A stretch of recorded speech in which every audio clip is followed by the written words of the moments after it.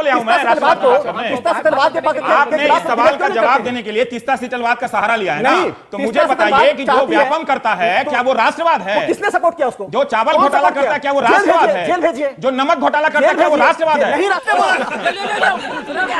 ये भी मेरी गलती है।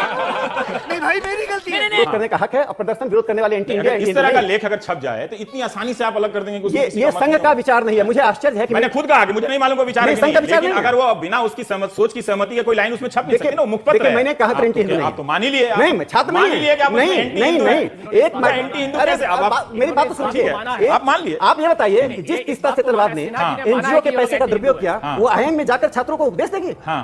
नहीं बाबा नहीं, मेरी गलती है यार। नहीं भाई साहब मेरी गलती है। मेरी गलती है ना। कि ऑर्गेनाइजर में जो लेख छपा वो आरएसएस का पॉइंट ऑफ व्यू नहीं है। मुझे ऐसा लगता है इतना सारा देखिए उसके तथ्यों में मैंने आपको दिखा दिया, बाकी तो मैंने छोड़ दिया। रवि सिंह, मैं एक बात कहता हूं क्योंकि बहुत गंभीर विषय है। वो मैंने भी कहा। नहीं मैं देखिए सवाल ये उठता है कि आरएसएस का जो मुखपत्र है ऑर्गेनाइजर पांजन वो पीपल्स डेमोक्रेसी या न्यू एज की तरह नहीं है। इसका कारण होता है कोई भी लिख सकता है। मैं वरिष्ठ प्रचारक, मैं उसमें लिखना चाहूं आरएसएस एंटी हिंदू है तो आप छाप देंगे? मैं पहले मेरी बात तो सुन लीजिए। देखिए मैं इसलिए कर रहा हूं, बहुत गंभीर विषय है। देखिए भानु प्रताप शुक्ला एक बहुत सीनियर आरएसएस के प्रचारक थे, उसके संपादक थे। उस समय मैंने एम फारूकी कांग्रेस के वीएन गाडगिल का लेख छपा। मैं जो कह रहा हूं जो संजय झा बता समझ रहे हो रहे थे कि आरएसएस की लीडरशिप उसको मुझे ये अभी इस पे टिक है ना। जो लेख छपा है ना, अगर मैं लिख के दे दूं कि आरएसएस एंटी हिंदू है तो आरएसएस नहीं छापेगा। मुझे पता है क्यों छापेगा। तो जो छापा कि एंटी हिंदू है उस पे मैं पूछ रहा हूं क्या वो एंटी हिंदू है?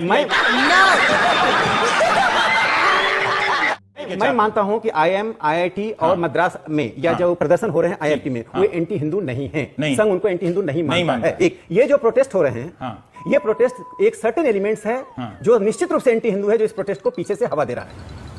कोई बात नहीं, छात्र एंटी हिंदू आप तो मान ही लिए। नहीं मैं छात्र मान लिए कि आप नहीं एंटी एक एंटी हिंदू कैसे? मेरी बात तो सुनिए, आप मान लिए। आप ये बताइए कि जिस तीस्ता सीटलवाद ने एनजीओ के पैसे का दुरुपयोग किया, वो आईएम में जाकर छात्रों को उपदेश देगी? नहीं बाबा नहीं, मेरी गलती है यार। नहीं भाई साहब मेरी गलती है। मेरी गलती है ना। वो क्या भारतीय राष्ट्रीयता की बात करेगी? जो तीस्ता सीटलवाद में इस बात का प्रमाण पत्र चाहिए कि मैं विदेश से जिनके यहाँ व्यापम हो जाता है वो राष्ट्रवाद की बात करेंगे? वो भी कौन बात करेगा? तो सबका तो पोल खुला हुआ है, राष्ट्रवाद की बात कौन करे? खोपड़ी तोड़ साले का। बाहर को ले आऊं मैं राष्ट्रवाद को? आपने इस सवाल का जवाब देने के लिए तीस्ता सीटलवाद का सहारा लिया है ना, तो मुझे बताइए कि जो व्यापम करता है क्या वो राष्ट्रवाद है? किसने सपोर्ट किया उसको? जो चावल घोटाला करता है क्या वो राष्ट्रवाद है? जेल भेजिए। जो नमक घोटाला करता है क्या वो राष्ट्रवाद है? नहीं राष्ट्रवाद। ये भी मेरी गलती है। नहीं भाई मेरी गलती है। नहीं मेरी गलती है। मेरी बात सुन लीजिए, इसको एक पूरा करने दीजिए। तीस्ता सीटलवाद एफटीआई से कोई लेना देना नहीं। मुझे आश्चर्य है कि इस देश के वामपंथी विचारधारा के लोगों ने बड़े साइन बोर्ड हैं तीस्ता के समर्थन में बयान जारी किया यह कि तीस्ता को बाहर से धन आए और उस पर सरकार जांच ना करे।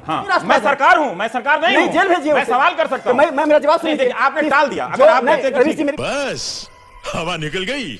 बाहर से बिना सरकार बहुत सारे लोगों ने वसुंधरा राजे और राजनाथ सिंह और शिवराज सिंह चौहान के पक्ष में बयान दिया कि हम उनके साथ खड़े हैं। फिर वही कर रहे हैं। तो फिर वही बात है। आप इज इक्वल टू पे ले रहे हैं। आप वही इक्वल टू कर रहे हैं। मैंने पूछा है कि क्या वो लड़के जो प्रदर्शन कर रहे हैं वहां पे नहीं, आपने राइडर लगा दिया वो तू बोल रहे नारियल की शक्ल के समर्थन देने वाले एंटी हिंदू है। मैं कह रहा हूं वे लड़के एंटी हिंदू नहीं है, एंटी इंडियन नहीं है, लेकिन वो सपोर्ट कर रहे हैं। अरे एक वर्ग तो है ही। अब आप बताइए कि अनुपम खेर कहां से लेफ्ट वाले हो? उनका विचार है। मैं क्या कर रहा हूं, मेरी बात तो सुन लीजिए। आप मेरी बात सुन लीजिए। तुम चुल्लू भर पानी में जाके डूब के मर जाओ। यदि बड़े ये अगर अलग बात होती तो मैं इसमें आपका समर्थन करता। चलिए मैं आपको ठीक है। यदि बड़े के लोग थे जो Indian institute of film and television है उससे 17 साल से दीक्षांत समारोह 17 साल से दीक्षांत समारोह नहीं हुआ। ठीक है, उसको आने दीजिए। जनता को आप मूर्ख समझना बंद कर दीजिए। करने का विरोध करने का हक है और प्रदर्शन विरोध करने वाले एंटी इंडिया। इस तरह का लेख अगर छप जाए तो इतनी आसानी से आप अलग कर देंगे? ये संघ का विचार नहीं है। मुझे आश्चर्य है कि मैंने खुद कहा कि मुझे नहीं मालूम को विचार है कि नहीं, लेकिन अगर वो बिना उसकी सोच की सहमति के कोई लाइन उसमें छप नहीं सकती ना, मुखपत्र है। मैंने कहा 2 बार तू आग में पेट्रोल क्यों डाल रहा है? और आईएफटी में इस संस्थान में मैं तो एक ही सवाल पूछता हूं, बड़े साइन बोर्ड के लोग यदि आते रहेंगे तो छोटे साइन बोर्ड के लोगों को मौका नहीं मिलेगा। ये बात सही है, ये बात इनकी सही है। नया लोग भी आना चाहिए। तो करें क्या, बोले तो बोले क्या? वाह मोदी जी वाह वाह। ये एक बात सही है कि लेफ्ट का भी अपने जमाने पे संस्थाओं पे कब्जा रहा है। ठीक है, प्रभाव रहा है, जो भी रहा है। ये बात सत्य है कि उन लोगों ने भी अपने पसंद की भर्तियां की हैं, इसे कोई मना नहीं कर सकता है। और जो हिंदुस्तान के जो तमाम विश्वविद्यालयों की दुर्दशा है, वो अगर कांग्रेस और लेफ्ट अगर भूमिका स्वीकार कर लें तो ज्यादा काम आसान हो जाएगा फिर बहस करने में। लेकिन फिर भी ये इस सवाल को हम इस पहलू को दरकिनार नहीं कर सकते हैं इस तरह से करते। नहीं, मैं राकेश जी की इस बात से सहमत। बात तो सही है दौड़ना तो पड़ता है। विश्वविद्यालय में संघ के ऊपर काम करने वाले लोगों पर 60, 70, 80, 90 के दशक में क्या हाल थी? वो एक्सक्लूजन के पार्ट बने कि नहीं बने? जैसे कौन? एक नाम बताइए तो दर्शक को मैं ही साक्षात उदाहरण। मुझसे पूछा गया what is difference between you and Nathuram Godse? बस हवा निकल गई।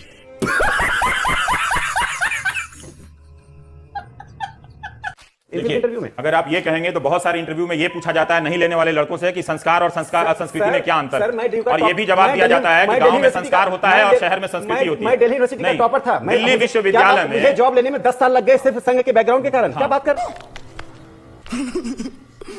ये अगर ये बात आपकी सही है मैं मान सकता हूं, 10 साल लगा मुझे। बहुत सारे लेफ्ट वालों को भी मैं जानता हूं जो 20-20 साल पढ़ाने के बाद भी उनको नौकरी मिली। वो अलग बात है। आप आरएसएस के स्वयंसेवक रहे हैं, आप पता नहीं आप हैं या नहीं है। आपने हिंदू अखबार में इंटरव्यू दिया, बोला कि आपको छोड़ दिया है। लाइव टेलीकास्ट हो रहा है बच्चे। क्या आप ये सब खुलासे करते हुए क्या आपको लगता है कि आपने जो हिंदुत्व को सीखा है उसके खिलाफ आप आचरण कर रहे हैं, एंटी हिंदू एक्टिविटी कर रहे हैं आप? अरे बस कर, रुलाएगा क्या? नहीं, ऐसा नहीं है। मैंने हिंदू अखबार में ये बोला है कि जब से व्यापम मामले का खुलासा मैंने किया तब से जिस तरीके से मुझे रूटीन अर्चना कार्यालय बुलाया जाता था, छात्रों से जुड़े कोई मुद्दे हैं, जो बैठक है, संगोष्ठी है, उसमें बुलाया जाता था, वो बुलाना 1.5-2 साल से संघ ने बंद कर दिया। दूसरा, मैंने एक प्रश्न उठाया था कि जिस तरीके से प्रज्ञा भारती को लेकर संघ एक खड़ा हुआ है उनके पीछे कि इनकी मदद की जाए। यही नहीं, अभी और सुनिए। उसी तरीके से जो हम लोग हैं जो व्यापम के लिए काम कर रहे हैं, व्यापम के खिलाफ का हमारे क्लियर प्रोटेक्शन के लिए कहीं भी संघ नहीं दिख रहा है। आप देखिए, आज ही मेरा ट्रांसफर हो गया आपके चैनल। मगर क्यों? चैनल में संबित पात्रा ने बोला था कि कोई मेरा बाल बांका नहीं कर पाएगा, लेकिन आपके बोलने के बावजूद, सबके बोलने के बावजूद आज मुझे स्थानांतरित कर दिया गया। तो कहीं भी हमें ऐसा नहीं लगता है ना कि संघ हमें बचा रहा है।